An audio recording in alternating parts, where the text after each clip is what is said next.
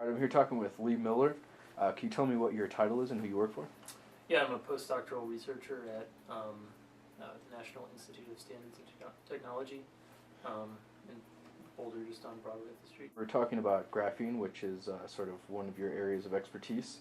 Can you tell me a little bit about the pioneers of graphene? Where did this concept come from? So there were some very early pioneers before it really caught on. There was a guy in the 50s that first calculated the band structure of graphene, which basically details the electronic properties. And in the 50s, he was trying to determine what the electronic structure of graphite was.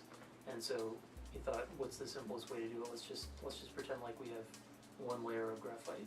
It was 2004 when the Nobel Prize winners published a paper where they had been trying to just get single layer materials just by using their Scotch tape method. And they tried a couple different materials.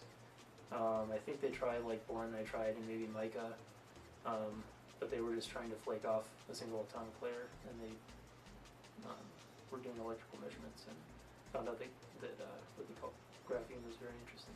You talked a little bit about the similarities between this type of research and another common subject of research, which is carbon nanotubes.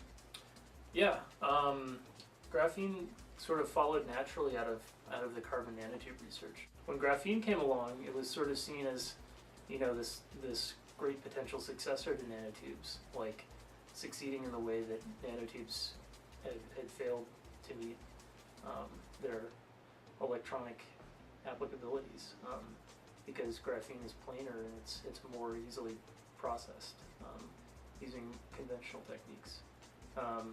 So that's why there's been so much excitement, is that if you can make graphene, you can have a lot of the really cool things about nanotubes, except you can have it in a form where it's actually very usable. Ultimately, where do you see your own research going in the near future? Yeah, so I'm right now working on materials which will make graphene better. One thing that's unique about graphene is that since it is so thin that it matters a great deal what substrate you put it on. So if you took a sheet of graphene and you threw it on a pile of dirt, you get crappy electronic properties. But if you find the right substrate to mate it with, you get really nice electronic properties, and that's something that's still being explored. There's a lot of opportunities with professors at CU that I've met and other places, both in engineering and physics, which is what I'm in. It's extending more and more into the engineering field as people figure out how to make it well and what to do with it.